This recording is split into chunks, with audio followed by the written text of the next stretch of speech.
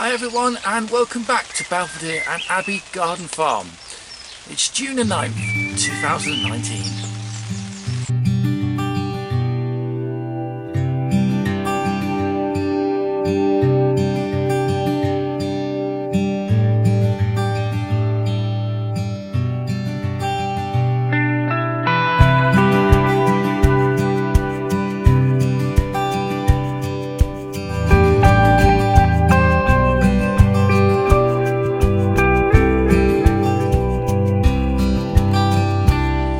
Thing that keeps occurring on these little video blogs is me sitting in greenhouses whilst it's pouring with rain. Well, it wasn't meant to rain today, it is meant to be flaming June, but the past few days it has just rained and rained, and the average temperature has been about 11-12 degrees, which has been a bit problematic.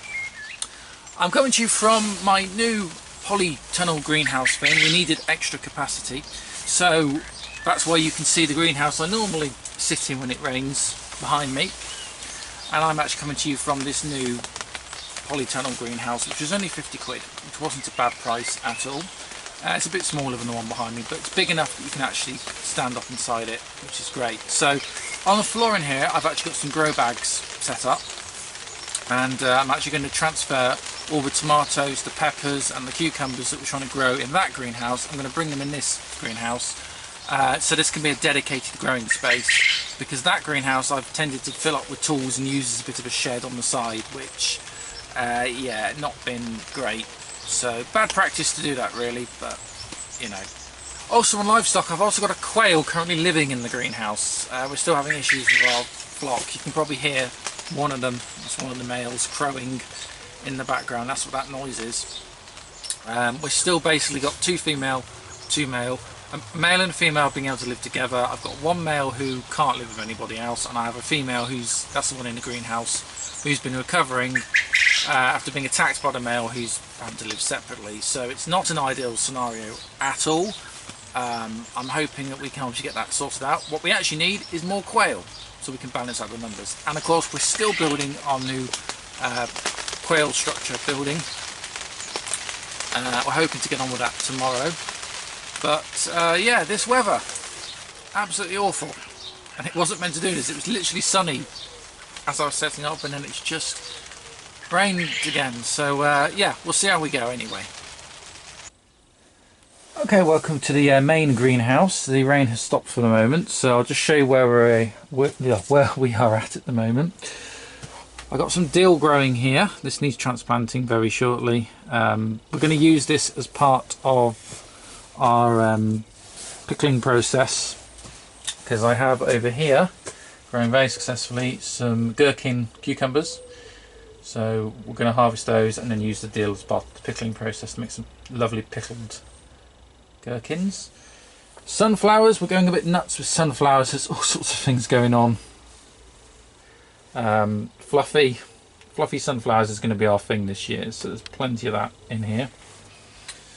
And tomatoes, going here okay over here, needing watering. These need transplanting next door into the grow bags now, so that's my plan. And the same here with the peppers that actually do need to be brought forward now. So those plants are all coming out of here and going next door. The back tray here, this is the Rebeccae, which is doing really well and is now at the point where it needs to be transplanted outside. It needs to go in the bed outside. So that'll be the plan for today, and that will clear some space in this greenhouse. Now we have a visitor who has been living in here, recovering from an injury. You can see on the back of the head, had a big scar, nicknamed Scabby. Hopefully tomorrow, oh, she wants to go outside, bless her. Yeah, hopefully tomorrow Scabby will be going outside to join the rest of the quail flock. That's the plan anyway. But yes, all right, darling. But anyway, so she's been living in this box here. She's got food, water and a dust bath. She's actually been quite happy in here, but she has been on her own, which is a shame really. So we must get our flock back together once they've recovered. But we are thinking come the winter, and hopefully we've bred out and expanded our quail flock, we will actually bring the quail in here and they can all live inside in relatively warm and dry conditions through the winter. Okay, before we go any further, we've got a break in the weather. I'm just going to show you this. This is the pond, and we have a mini flood going on, and unfortunately, because the pond's overflown, there's actually tadpoles that have now swum out the pond and are now swimming around in what should be the garden path. Careful not to stand on anything. So yeah, this is proving a bit of a problem, because what's happened is they've all come out the pond there, where it's basically, we've had so much rain it's just overflowed, gone straight through there and out here into the path. So this water is obviously going to go down eventually, and when it does I'm going to have to try and scoop up the tadpoles and put them back in the pond, I guess. The strawberries here are also doing extremely well because of all this wet and relatively mild weather, although it is cold today, only 10 degrees, which is unusual for June. It should be around 20, 21, 25 easily, so it's cold, but we have got strawberries growing. My hope is this year to obviously harvest the soft fruits, because we only ever got one harvest out of this. If it gets too hot they don't produce anymore. But also to try and capture the seeds, so we've got seed stock for this plant. I'm hoping as an experiment that's going to work. This really does need to be closhed over again now, but it's just been so wet and it's been impossible to actually do it properly, so we'll see how we go there. I'll just show you this. This is the raw bean crop, which is absolutely amazing. It's shot up. This is stuff we wintered, so it went in around October time, and yeah, it's needed harvesting a bit earlier than this, but as you can see it's sort of getting eaten now. This plant's coming to the end of its life, so we really do need to get this harvested. So I've got me bucket and got this knife, not the best one, I'm looking for my other knife, but this will do. So what we'll do,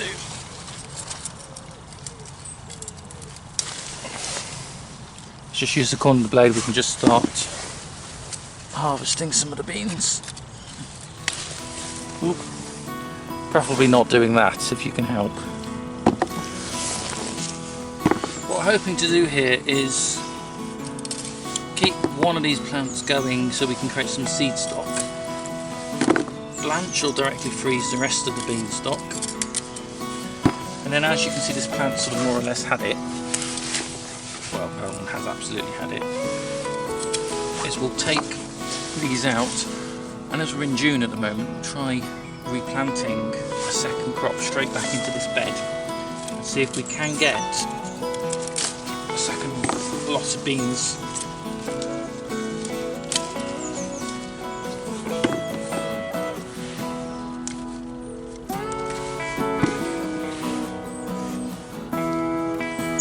Okay, so we cleared about half the raw bean plants out.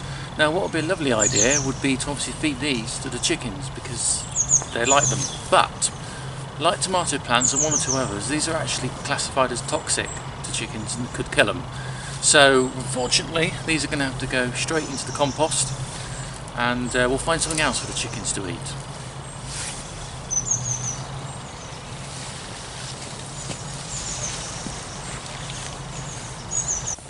And speaking of chickens, welcome to the very back of the garden and the poultry yard, and everybody is a little bit soggy once again. Not too bad today, but I didn't let them out yesterday. Also, I'll show you this just because it's very interesting. These are clumps of turf that we took up from the front lawn as we've opened a new bed for marigolds right at the sort of front lawn back of the house, and Anna decided to actually give these clumps of turf to the chickens, and as you can see they've really gone for them. The turf's kind of survived because of being sodden, but these are giving them something fresh to eat. It would actually be quite nice if we could actually keep fresh grass here that would grow for them to eat pretty much for the summer, and I do have an idea of how to do that, so that will be a later project. But as you can see, really enjoying it.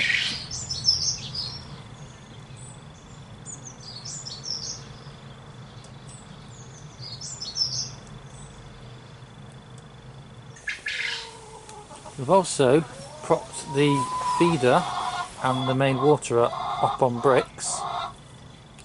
Just excuse that, someone's trying to lay an egg. Put them up on bricks just to try and keep the food dry if possible, and also stop the amount of dirt and silt and things pouring into the water. So it keeps it a bit cleaner and ironically drier, if you can make a waterer drier, but you know what I mean. So that's worked relatively successfully, but as you can see, because they were locked in here yesterday, and you can't really get away from the fact the amount of moisture in the air or stuff coming through the sides, that it's just gone very, very damp inside. So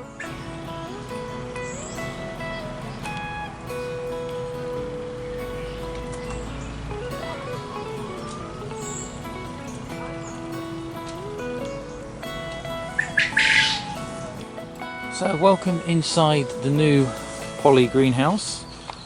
I've already got some plants here in these grow bags. Those are the peppers that have gone straight from seed tray. They should have gone for a pot stage, but we didn't get there, so they've gone straight from seed tray into a grow bag up there.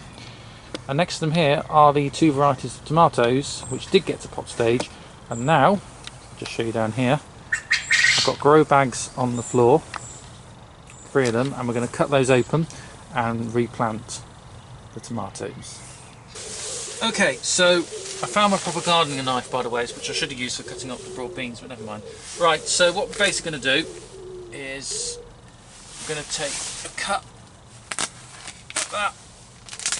like that. Now sometimes, like the others, I'll go straight down the middle. I think for these what we'll do is we'll just try and cut, if we can, across like so. That's actually split straight through, but it doesn't really matter. So we can then just pull back, and then we've got the compost in the bag underneath.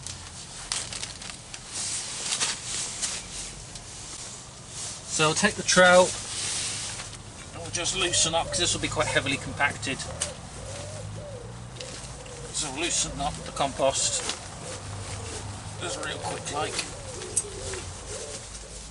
So we'll start with these for the cherry variety. You can see they've actually got their supporting canes on. I do need to get some more supporting canes, but we're going to take that out for the minute. And now carefully try not to damage the plant. Turn it upside down. Tap the bottom. There we go. The root base comes out. Carefully support it. Just clap that straight in. Pack our compost around.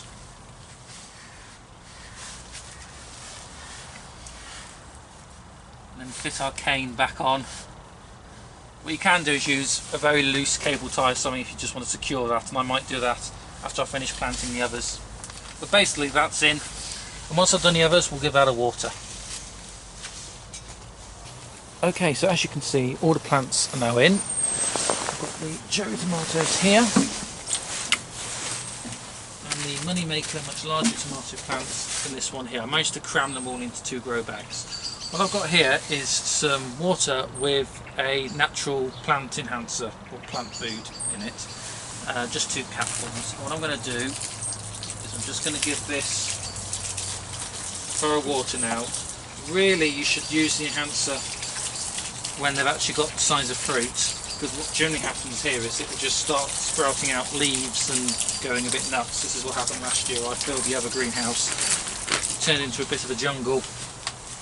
And we'll just do the ones up here while we're going. So there you are, that keeps you up to date on what we're doing here on Belvedere and Abbey Garden Farm. It's now raining again, so I think this is going to be another washout, unfortunately. But anyway, don't forget to like and subscribe. Thanks so much for joining me, and I hope you'll join me again real soon, right here on the channel. Until next time, bye for now.